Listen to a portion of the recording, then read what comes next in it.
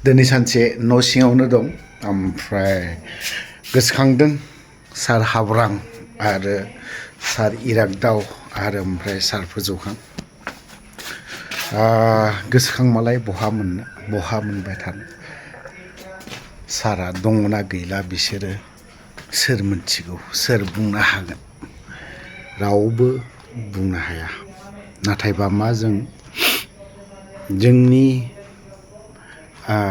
खुंथायाव थानाय इएमफोर बिथांमोना बिसोरनि सायाव मा सानदों मा मादों मा बाथ्रा बुंदों मा बिसोरखौनो लानानै दिनै गोबां राजखान्थियारिफ्रा दैदेनगिरिफ्रा गोबां बाथ्रा बुंलायो गोबां खोथा सावरायो बिसोरखौ दिनैहाय जों खोनानोल' मोनो बा जों नुहैनो मोना बिथांमोना दङना गैया सार हाब्रां सार आरो सार इरागदावखौ आं लोगो मोनाखै सार हाब्रां सारखौ आं लोगो मोनदों बिनि दैदेननायाव बोसोरसे आं थाफानो मोनदों पर्बत जरायाव 98आवहाय 98 99 बे सनावहाय बिजों थाफानो मोनदों नाथाय बियो ओरैबायदि मोजांमोन दा बिनि माखासे बाथ्रा बुंनायफोरखौ गोसोखाङो मालाबा ओरैबायदि बाथ्रा बुङो माने हारिनि बाथ्रा ना दा जोंनाव खोथायै खोथा बाथ्रायै बाथ्रा बिथांमोनखौनो लानानै गोबां राजखान्थि गेलेदों भुटानाव थानायफोरखौ जोंबो लाबोनो सानदों बा जों बरननो सानदों दंमारोना गैमारा नैबे सार आरो बे सासेयाबो साथामबो सारा जोंनि नेशनेल काउन्सिलनि गोख्रों मावथिमोन बा आफादनि खामानिखौ मोनसेबो फावसायामोन बेखौ आं मावनो हानाय नङा बा बेखौ आं बेफोरबायदि बा बायदि रोखोम बेफोरबायदि बाथ्रा बुंनानैबो बिसोर माब्लाबाबो फावसायामोन हानायमानि नाजायो दा बावहाय जों दुखुनांथावनासिना सारमोना दङ गैया बियो बिसोरनि बाथ्रा दङब्ला मोजांनि बाथ्रा आरो गैयाब्लाथ' बियो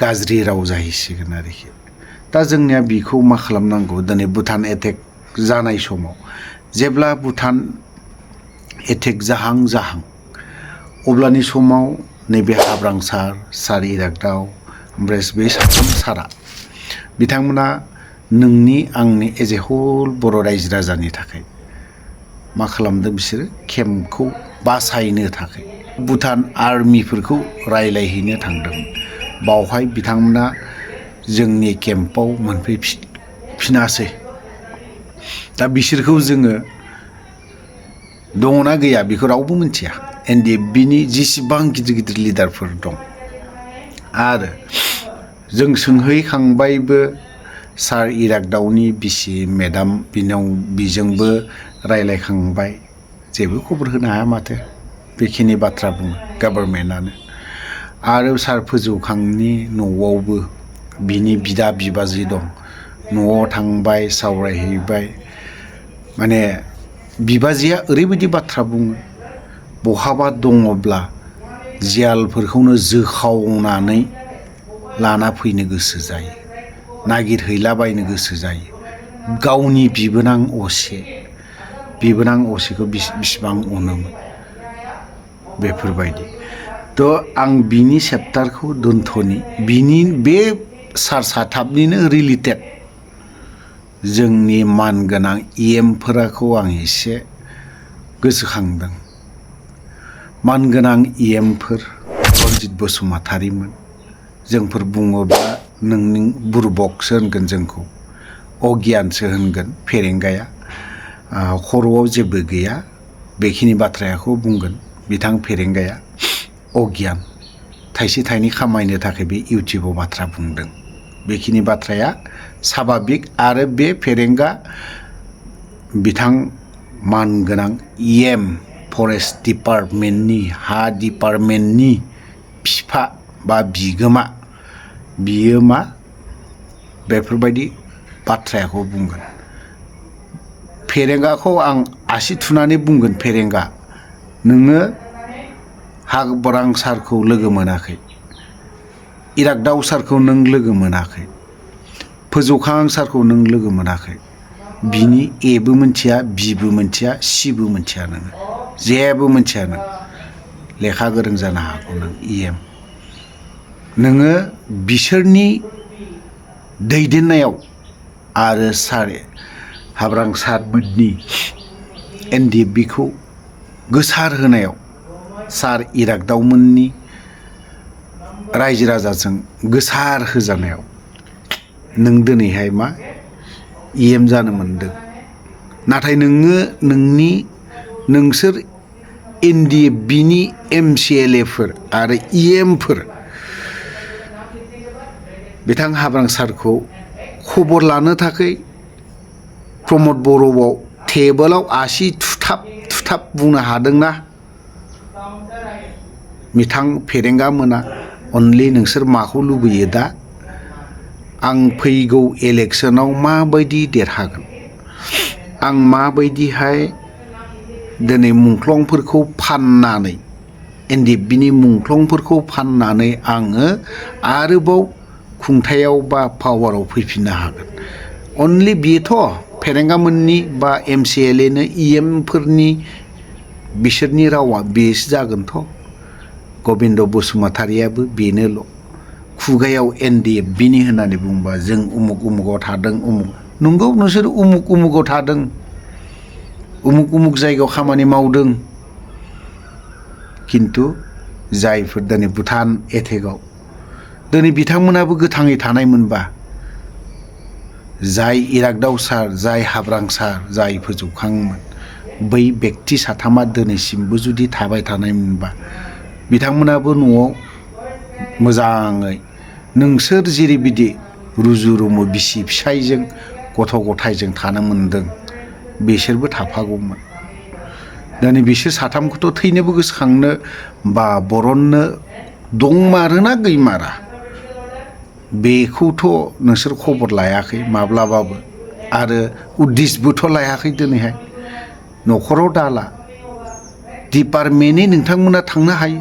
नोंसोरनो अनलि नोंसोरो माखौ लुबैयो? भट बेंक, रायजो राजाखौ माबायदि थगायनो हागोन, गामिनि सादा सिदा मानसिफोरखौ, रायजो राजाफोरखौ फाफ्लि बुज्राब बुज्राब आखाइ हमज्रांनानै बोना लाना थांना फिथा होस'होलायनाय ना, बेफोर बेसेबां अयनाय, बेफोर बेसेबां दुखुनांथावना।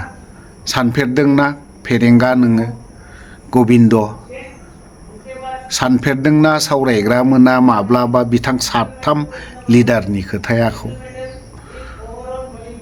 जों जाम्बा जाम्थाब्लाबो, जेबो गोहो गैया, थाखा फैसा गैयाब्लाबो जों गोसोखांदों, रिमाइन्ड खालामना होदों नोंसोरखौ। नाथाय नोंसोरो बेफोरखौ रिमाइन्ड खालामना होब्लाबो बायदि रोखोमनिसो। मेन बाथ्राया बेनोल', मेन खोथाया बेनोल', बिथांमोना गोथाङै दङ गैया रायजो राजानो डिक्लार होनांगौ, दङबा दङ, गैयाबा गैया। खारन नैबे खुंथायाव थाग्राफोर दैदेनगिरिफ्रा गावबा गावनि उदैनि थाखायल' EM MCLA MLA जादों। न'खरखौ डेभेलपमेन्ट खालामनाय, गावनि फेमिलिखौ साइज खालामना लानाय, बेखौल'सो आरोखि। बिनि अनगायै जेबो, सोरबा प्रमद स्रमदबाबो एखे अबस्था। प्रमदआ UPPLखौ लानानै गोरा खालामदोंमोन। प्रमदआबो बियो गावनि फेमिलिखौनो, फेमिलि सुदायैनो माहाजोन जानांगौ, बेल'सोथ'। प्रमद बर'मोन, नोंसोरनो गबिन्द बसुमतारिमोन, हारि जाथि बेनि बाथ्रा बुंग्रा खुगा बिजौआव हारि जाथि थैनाय थांनायनि बाथ्रा बेनि खोथा बुङोथ'। नोंसोरखौ बोरैबाब्ला XYZ सो बुंनो लुबैयो, माब्लाबा हमथाना थायो, बे हमथाना थायो। गोलाव बाथ्रा बुंबाय, गोलाव खोथा बुंबाय, गोसोखांदों दिनैहाय सार इरागदावमोनखौ खाथियाव लोगो मोनबाथ' आरो मा जाबावगौमोन बेखौ बुंदोंला। सार हाब्रां सारजों आं बोसोरसे थाफानो मोनदों। बासबारिनिफ्राय ओरैहाय टिपकाइसिम थाबायनाय दैज्लां समावहाय हरजों हर बेखौ गोसोखांदों। सार हाब्रांजों थाफानानै 98 समाव जेब्ला अखा हादों बे मोना 6टा 7टा बिदि समाव ओंखारबाय टिपकाइ थाबायनायखौ गोसोआव दं दाबो। फुरा हाब्रु दैब्रु साइकेल गंनै, बे गंसे आं गंसे नारनो ओरैनो जों बे साइकेलखौ नारगारनायल'नो जादों, सालायनोनो हाखाया। बासबारिनिफ्राय ओरै काजिगावसिम थाबायनांगौबा आगाननै हरोब्ला आगानथाम आगानब्रै फावसायनो गोनां जायो। लामानि अबस्था बेफोरबायदिमोन। गोलाव बाथ्रा बुंबाय, गोलाव खोथा बुंबाय। बावहाय जुदि गोरोन्थि जादोंब्ला गासैबो रायजो राजानिसिम क्षमा बा निमाहा बिनानै बावहाय दोनथ'नाय जाबाय। जय बर' हारिनि।